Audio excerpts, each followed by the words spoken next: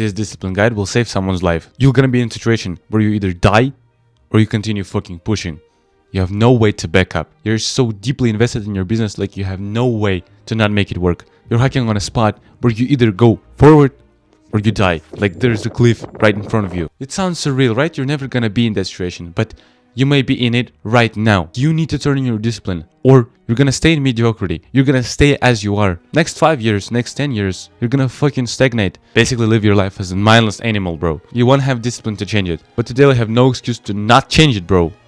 Let's start with what is discipline and what everyone gets wrong about it. When you hear discipline, you start to think about that David Goggins type shit, when you have to basically kill yourself, like create a new version of yourself every single time, overcome yourself, hard challenge you, fight demons. But there was never a case about it. Holy shit, when you've tried David Goggins routine or like be that hard guy, it's never worked. Like genuinely, you've tried running, you've tried meditating, doing new habits, working, but it never worked out. Discipline is the ability or skill to push through discomfort, to achieve a desired outcome, aka do the thing regardless of how you feel or how hard that work feels. There's nothing to do with hardness and everything. It's just to overcome your feelings and emotions. Every single time when you approach something that is moderately hard, your whole body will tell you not to do that. That's when discipline kicks in. And now, when to use it? Like you need to choose 3 sections of your life: health, wealth, relationships, and pick each thing in those sections. Like what is it in wealth? It's probably something about business. It's probably something about freeing yourself from working 9 to 5, freeing yourself from, commuting on your fucking bus, like sweaty people around you. It's fucking disgusting. Second, health. It's your physique, it's gym, hiking, running, cycling, all of those things. Choose one thing. If you choose 5 or 6 things, you're gonna be disciplined in. You're spreading your attention. You're never gonna stick to 5 things, right? There's never even a word about sticking to 6 things at the same time. Idiocy. Last section, relationships. Do you want to go for long-term relationships? Do you want to go for just socializing with talking to everyone? Or do you want to go for like hookups, for dates, just to get experience? Do you know what I'm saying? Pick one. And you're gonna be disciplined only in those sections. We're gonna make it clear, because when you're trying to be disciplined in every fucking thing, of course it's not working. Like you don't even know why is it important. Your brain doesn't even qualify it as something that should be considered. Now choose specific actions. There's certain things in wealth that you have to do. There's certain actions you have to take. Like in business, what is that task? Like recording videos for me, like scripting videos, doing something new and uncomfortable, like opening a sales page, like creating a new product. Scripting it. It's fucking hard. Choose it for yourself. Now, we're narrowing it down so that your brain does not have to overthink it. What is it in health? If you think about it, when you have to be disciplined, it's a gym. You have to turn on discipline only at the gym. If you want to run, if you want to cycle, just don't fucking push yourself. If you want to run when you feel like it. Run when you're motivated. Don't run when you push yourself, when you think you're fucking David Goggins. Like you're spreading your discipline.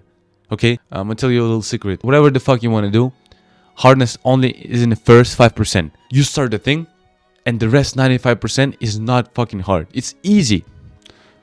The only constraint is starting point. The only constraint is thinking that you have to do it, approaching it, just starting it, bro. We use discipline to push through the first phase. It's weird when you're running like 5 kilometers, you have 5 on the line, and you're still pushing yourself, and you're still fighting demons. You have to turn on motivational music to get it going. No, it's flowing. As soon as you overcome the first phase, it's putting those shoes in, getting from your bed, and etc, etc. It will kick in before you find your pace. It will always kick in before you start something. Because let me give you an example. If you're recording videos, you've recorded your first one. There's a gap between making the second, and you're questioning it. If you want to do it or not, you didn't find your pace. It's just narrowing down to 3 or 4 tasks in your life when you just have to figure out the starting point. Isn't that fucking awesome? If you're worried about starting your business, then you basically figured out almost everything. Now, the thing is, you have to fight with emotions. Like you have to keep the promise. Conversation with yourself. Do you even trust yourself? If you can hold your promise, how the fuck your brain gonna trust you? Every single time you make yourself a promise, you're gonna wake up next day and you're gonna do the task. How many times it failed? Your brain has a history of betrayal, like 100 times. 200 times. Why do you think it's gonna trust you today and make you work that shit out? Come on, bro. It's just about keeping promises. You're doing that for the first time, fighting with emotions, and like tell yourself, if I'm not gonna keep my promise today, I'm not gonna do tomorrow. I'm not gonna start the flywheel effect. I'm gonna talk about it later. What everyone gets wrong when they come to this part, you either start pushing too hard and you just burn out, or you just don't do it. You're postponing your promises fucking every single day. Like there are two extremes. It's usually hard to find the middle point when you basically push yourself a little bit, but it doesn't feel hard. Like zero efforts put in. And you're still making the thing work. So, oh shit. They either push too hard and they burn out every single time they try something new, or they just don't start. They'll stay in mediocrity. You're already staying in mediocrity. So burnout is not the best option. The main thing is you just have to go through that first phase. Just keeping that promise at least once. Starting the process is the hardest thing.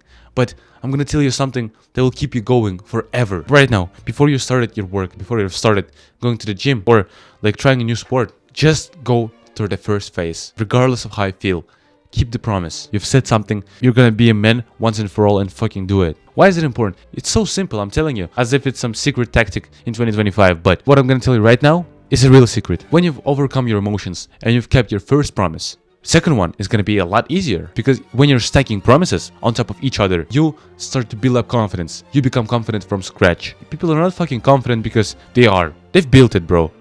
YouTubers you see, they're not just cocky because they're cocky, bro. They're talking like that. No, they have a record. They have a history of keeping the promise so many times. It's basically no-brainer why they're successful. You're gonna have to do the same. Confidence builds up by keeping the promises. After the first promise, you become a bit more confident. You believe in yourself more. And so it's easier for you to go through the hard thing. I'm gonna tell you about flywheel effect. In business, when you get your first client, when you get your system going, it's a lot easier to get a second client. And when you get a second client, it's a lot easier to get the next 5 clients. So the system spins and you get 10 clients, 20 clients. Now you're basically on 10K a month. It's the same with discipline. You keep the promise, ignoring your emotions. The confidence goes up. The hardness of the thing goes down. And with every single promise, confidence goes up, hardness goes down. And so in 100 or more days, when you're basically having a record behind your back, 60 days of showing up at the gym, it's nothing compared to the first day. You don't need to use discipline right now. I'm having a record of showing up and making these videos for 365 plus days. I don't even count it right now. It's so usual for me that hardness of it is completely zero. It's almost zero. You have to prove yourself that you're worth it.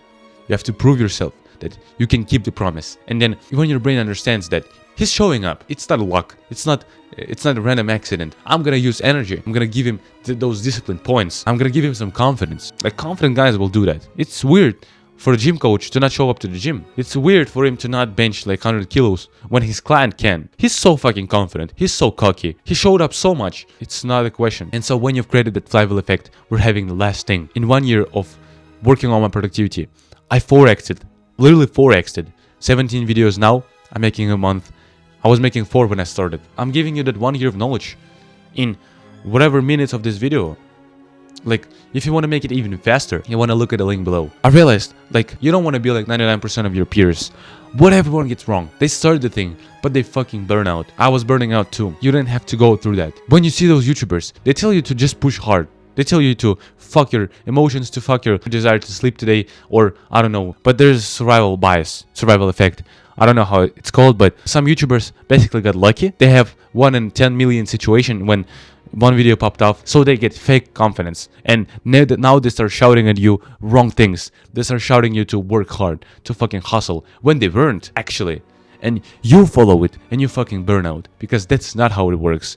Like, I don't have no survival effect. I don't have no video pop off. I'm paving my way, bro. What I understood, you have to have discipline to be undisciplined. You have to forcefully put your laptop down in the evening and rest. Stop all the thoughts about work. Stop reading those productivity books, get rich books. Stop watching those videos and just relax. Because now you have to have discipline to not work after the main thing. In the morning, you're focused as fuck. But in the evening, you're loose. You have to recharge. You have to get back all of that energy. Because what happens when you end up working all day? No one sees you becoming successful. Because all of those guys, they're at the bottom, burnt out. There's Asian philosophy, dualism, yin yang. You've heard it, right? Dark and white side. Those don't fucking live separately. All YouTubers, they do the dark part. They work. They work as fuck. But they also do the white part. And they rest. They relax. They go on dates. They fuck. Go on yacht parties or whatever. But they don't tell you about that. They'll tell you to just work. Fuck them. They're just putting you on the wrong path. You have an internal battery. If you don't recharge it tomorrow, you're just not gonna have no energy. Rest. Forcefully rest. If you don't do that, in the next 3 weeks, your body gonna do it for yourself. Like, you're just gonna fall down. You won't even wake up. You won't even continue working. Like, you're done. If you don't wanna get that, if you wanna do it 100%, if you want my help, my personal help, 2x your productivity, 2x results in your business, book a call with me. We'll talk about it and see you on a call.